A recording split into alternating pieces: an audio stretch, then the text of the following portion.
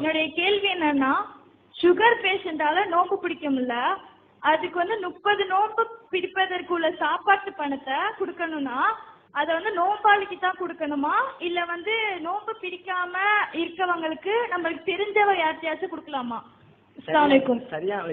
சரியான நேரத்தில் கேட்கப்பட்ட ஒரு நல்ல கேள்வி. ஏன்னா அடுத்து இன்னும் 10 நாள்ல ரமதான் வர்றதுனால இதை பற்றிய ஒரு செய்தி ஏற்கனவே நாம சொல்லிக் கொண்டிருந்த ஒரு நிலை, அதுல ஒரு மாற்றத்தை செஞ்சிருக்கிறோம். இப்ப நம்ம கருத்து மாறி இருக்கிறோம். அதனால இது விளக்குவதற்கு ஒரு நல்ல வாய்ப்பு, நல்ல கேள்வி கேட்டிருக்கிறீங்க. நம்ம ஆரம்பத்தில் என்ன சொல்லிக்கிட்டு இருந்தோம் அப்படின்னு கேட்டா, நோன்பு வைக்க இயலாத ஒருவர் அவர் ஒரு நோன்புக்கு பகரமாக ஒரு நாளைக்கு ஒரு ஏழைக்கு உணவளித்து விட வேண்டும் அப்படின்ற ஒரு சட்டத்தை நாம சொல்லிக் கொண்டிருந்தோம். அது பல வருடங்களாக சொல்லியிருக்கோம், பல பேர் ஃபாலோ பண்ணி இருக்கிறாங்க. ஆனா குரானை ஹதீஸையும் கொஞ்சம் கூடுதல் ஆய்வு செஞ்சு பார்க்கும் பொழுது இந்த சட்டம் ஏற்புடையதாக இல்லை.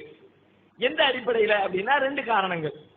ஒன்னு, இபாதத்துகள் எந்த இபாதத்தா இருந்தாலும், எந்த ஒரு கடமையாக இருந்தாலும், யார் அதற்கு சக்தி பெற்றிருக்கிறாரோ அவருக்கு தான் அது கடமை. சக்தி பெறாத யாருக்கும் அல்ல எந்த கடமையும் சுமத்த மாட்டான். குர்ஆனுடைய பொதுவான விதி, லா யுகல்லிஃபுல்லாஹு நஃப்ஸன் இல்லா உஸாஹா, எந்த மனிதரையும் அவருடைய சக்திக்கு மீறி அல்லாஹ் சிரமப்படுத்த மாட்டான். நோன்பு வைக்க இயலாது அப்படின்ற ஒருத்தரை நோன்பு வைன்னு அல்லாஹ் சொல்ல மாட்டேன்னு சொல்லிட்டான். பொதுவா அல்லாஹ் என்ன சொல்லிட்டான், முடியாத ஒண்ணா நீ செஞ்சுதான் ஆகணும்னு நான் சொல்ல மாட்டேன். நின்று தொலை முடியல, நின்றுதான் ஆகணும்னு அல்லாஹ் சொல்ல மாட்டான். உட்கார்ந்துக்கேன்றுவோம். உட்கார்ந்து கூட சொல்ல முடியல, உட்கார்ந்துதான் ஆகணும்னு அல்லாஹ் சொல்ல மாட்டான். படுத்துக்கேன்றுவோம். ஒது செய்ய முடியல, செஞ்சுதான் ஆகணும்னு எல்லாம் சொல்ல மாட்டான். டைமம் பண்ணிக்கின்றோம். அப்ப எந்த சட்டத்தையுமே முடியாதவர் செய்தாக வேண்டும் என்பது இஸ்லாத்தில் கிடையாது.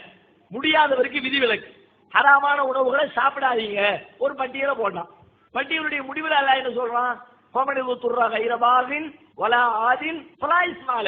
யார் வரம்பு மீறாமலும் வழியை செல்லாமலும் நிர்பந்திக்கப்பட்டாரோ அவர் மீது குற்றமில்லை. சாப்பிடக்கூடாது, வேற வழி இல்ல, சாப்பிட்டுட்டியா பரவாயில்ல போ. அப்போ இயலாத சட்டங்கள் என்று மார்க்கத்தில் எதுவும் கிடையாது. இப்ப இவருக்கு நோன்பு வைக்க இயலல, இவர் மேல சட்டத்தை சொன்னா அல்லாஹ் சொன்ன அடிப்படைக்கே மாற்றமா இருக்குல்ல. இயலனா விட்டுருமா, இதுல மட்டும் ஏழாட்டியும் செய்யினா என்ன சட்டம், அதுக்கு பரிகாரம் பண்ணுனா என்ன சட்டம்? அப்ப அது அடிப்படைக்கு மாற்றமாக இருக்கிறது ஒன்று. அதை சிந்திச்சு பார்க்கும் பொழுது இயலவில்லை என்று சொன்னால் விட்டு விடுவதுதான் சரி. அல்லாஹ் முடியல, அல்லாஹ் என்ன மன்னிச்சுக்க அல்லாஹ் அப்படின்னு போயிட வேண்டியதான். அவர் அதற்காக எந்த பரிகாரமும் செய்ய வேண்டிய அவசியம் இல்லை. அவருக்கு அது கேள்வியாகவே வராது. அப்ப அடுத்து ஒரு கேள்வி வருது. அப்போ ஒரு நாளைக்கு ஒரு ஏழைக்கு சாப்பாடு கொடுக்கணும்னு சொன்னீங்க, எதை வச்சு சொன்னீங்க? அந்த கேள்வி ஆன்சர் பண்ணணும்ல. அது எதை வச்சு சொல்லி இருக்கோம்னு பார்த்தா ஹதீஸ் புத்தகத்துல வருகிறது. இது மாதிரி இயலாதவர் ஒரு நாளைக்கு ஒரு ஏழைக்கு உணவளிக்கட்டும்னு வருது. யாரு சொல்லி இருக்கிறான்னு பார்த்தா இப்னு அப்பாஸ் ரலியல்லாஹு அன்ஹு அவங்க சொந்தமா சொல்லியிருக்காங்க. ரசூலுல்லாஹ் சொன்னதா வரல. இது மாதிரி ஒரு நாளைக்கு ஒரு ஏழைக்கு உணவளிச்சு கொள்ளட்டும், அவர் சொன்னதை ரசூலுல்லாஹ் சொன்னதாக விளங்கி கொண்டு நாமளும் அதை தத்துவாவாக தீர்ப்பாக மக்கள் மத்தியில சொல்லிட்டோம். நபிகள் யாரும் அவரை கட்டளையிடாத காரணத்தினால நாம நோன்பு வைக்க முடியாதவர் அதற்காக எந்த பரிகாரமும் செய்ய தேவையில்லை, யாருக்கும் உணவளிக்க வேண்டிய அவசியம் இல்லை.